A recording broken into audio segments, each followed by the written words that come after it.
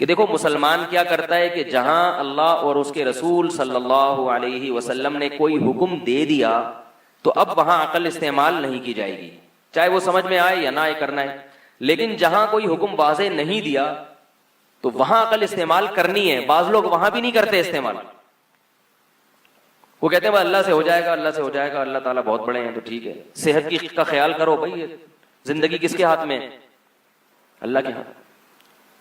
او بھائی کیوں کھا رہے ہو یہ جو تم کھا رہے ہو؟ تمہارے کھانے کی اس عمر میں یہ چیزیں تم پہ جچتی نہیں ہیں، نہیں کھاؤ، مٹھائی نہیں کھاؤ، چھوڑ دو.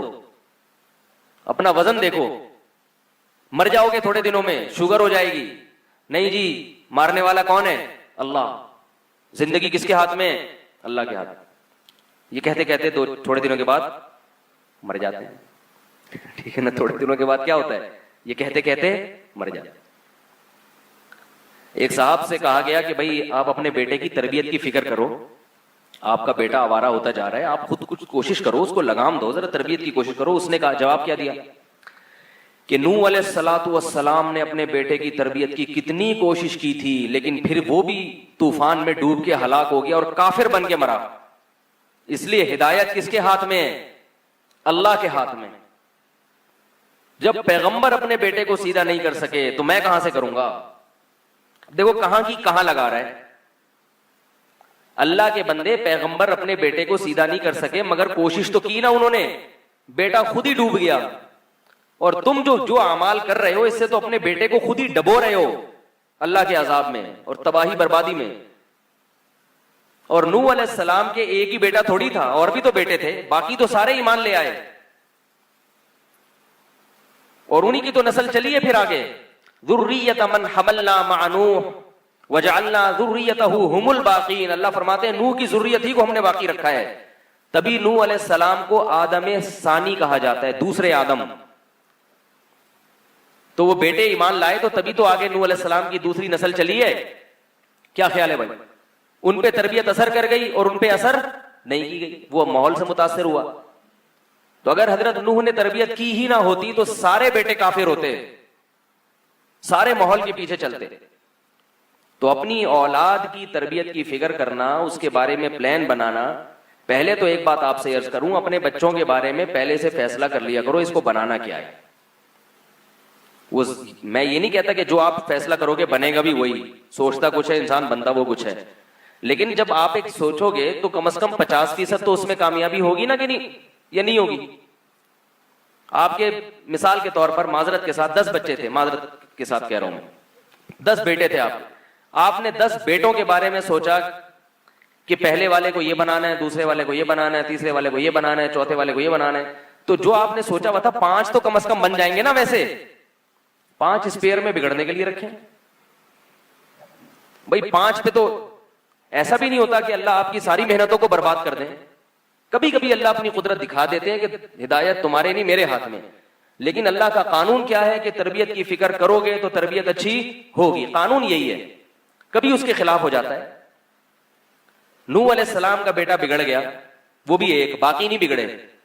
اور ابراہیم علیہ السلام کے سارے بیٹے سدھر گئے. اسماعیل علیہ السلام بھی اور اسحاق علیہ السلام بھی. پھر اسحاق علیہ السلام کی اولاد میں یعقوب علیہ السلام، یوسف علیہ السلام، یہ سارے سدھرے ہوئے تھے جن سے اللہ نے بڑا کام لیا ہے.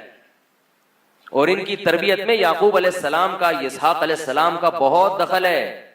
قرآن کہہ رہا ہے کہ یعقوب علیہ السلام نے موت کے وقت بھی بچوں کو نصیحت کرتے کرتے گئے ہیں دنیا سے. اذ کنتم ام کنتم شہداء اذ حضر یعقوب الموت، فرمایا اس وقت کو یاد کرو جب یعقوب پر موت کا وقت آیا. تو اس وقت بھی انہوں نے اپنے بیٹوں کو بلایا اور بیٹوں سے پوچھا ما تعبدون من بعدی، اے میرے بیٹو ماحول تو سارا بت پرستی کا چل رہا ہے. جس علاقے میں ہم رہتے ہیں، جس ملک میں ہم رہتے ہیں، وہ تو سارے کافر بستے ہیں. مصر میں تھے نا، یہاں تو سارے غیر مسلم ہیں. تو تم بتاؤ کہ میرے مرنے کے بعد کہیں مذہب کو چھوڑ تو نہیں دو گے؟ جو لوگ یورپ امریکہ میں رہتے ہیں ان سے خاص طور پہ کہوں گا کہ آپ لوگ اپنے بچوں کی فکر ایسے کرو جیسے یعقوب علیہ السلام نے کی، ورنہ آپ کے بچوں کا ایمان جائے گا، بچے مسلمان نہیں رہیں گے. کیونکہ اس وقت بھی مصر کی حکومت سارے کیا تھے؟ کافر تھے. صرف یعقوب علیہ السلام اور یوسف علیہ السلام کی نسل مسلمان تھی. تو وہ اپنے بیٹوں سے کہہ رہے ہیں کہ بیٹا ساری زندگی جس ایمان کی میں فکر کرتا رہا تو ایسا تو نہیں میرے مرنے کے بعد اس کو چھوڑ دو گے, تم بھی ماحول سے متاثر ہو جاؤ گے. ما تعبدون من بعدی, میرے بعد کس کے مذہب کو پہ چلو گے, کس کو خدا مانو گے. قالوا نعبد الہک, کیسے پیارے الفاظ ہیں, یہ سکھایا کرو اپنے بچوں کو. سب سے پہلے جس نے اپنے بچوں کو اللہ سکھا دیا نا, باقی چیزیں انشاءاللہ سکھانا آسان ہوگا. اور جس نے اپنے بچوں کو مذہب نہیں سکھایا سب سے پہلے, باقی چیزوں کا سکھانا بڑا مشکل ہے پھر. کیونکہ بچے کے دل میں اللہ کا خوف پہلے آئے گا, والدین کی اطاعت پھر اس کے بعد آئے گی. گوروں سے یہی تو بڑی غلطی ہوئی ہے, ورنہ وہ تہذیب میں اور ڈسپلن میں وہ تو ہم سے بہت آگے ہیں. ان سے سب سے بڑی غلطی کیا ہوئی کہ انہوں نے اللہ کو اپنی ڈکشنری سے نکال دیا. ڈکشنری سے مراد جو روز مرہ استعمال ہونے والی ڈکشنری ہے. اب وہ ڈسپلن, قانون اور لائن میں, قطار میں اور ملک سے محبت سب کچھ ہو گیا ان کے ہاں, مگر خونی رشتے ختم ہو گئے. کیونکہ خونی رشتوں کو جوڑنے کے لیے اللہ کا خوف چاہیے. محبتیں ختم ہو گئیں, کتوں سے محبت ہو رہی ہے اور انسانوں سے نفرت ہو رہی ہے. ابا کو گھر میں رکھنے کے لیے تیار نہیں ہے. تو اپنے بچوں کو سب سے پہلے کیا سکھانا ہے بھائی؟ اللہ سکھانا ہے, اللہ. اور اپنے عمل سے بھی, اپنی زبان سے بھی. عمل سے کیسے سکھانا ہے کہ جب اللہ کا کوئی حکم مخلوق کے حکم سے ٹکرا رہا ہو اور بچے کو, بچہ دیکھ رہا ہو کہ دیکھیں اب ابا کیا کریں گے ہمارے, تو آپ نے اللہ کے حکم کو فالو کرنا ہے. بچے کے ذہن میں یہ بات بیٹھ جائے گی کہ سب سے پہلے کون ہے؟ اللہ ہے. بلکہ یہ سکھا دے کہ اگر میں نے بھی تمہیں ایسی بات کا حکم دیا جو اللہ کی مرضی کے خلاف ہے, بیٹا تم نے میری بات نہیں ماننی ہے. یہ آپ نے اس کو باور کرا دیا نا, تو آپ کی بھی باتیں مانے گا. پھر وہ سب سے بڑی غلطی یہی ہوتی ہے. تو یہاں عقل کو استعمال کرنا ہے, غور کرنا ہے, مشورہ لینا ہے علماء سے, جو بھی ان چیزوں کے ماہر ہیں ان سے مشورہ لینا ہے کہ بھئی کیا کروں میں اولاد کی تربیت کے لیے. بعض لوگ سختی کرتے ہیں تو سخت پیٹتے چلے جا رہے ہیں, صبح شام ایسے مار رہے ہیں جیسے پتہ نہیں.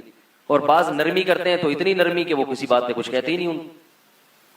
اور بعض سختی اور نرمی دونوں سے کام لیتے ہیں, لیکن ان کو یہ پتہ ہی نہیں ہوتا کہ سختی کہاں کرنی ہے اور نرمی سے کام کہاں لینا ہے.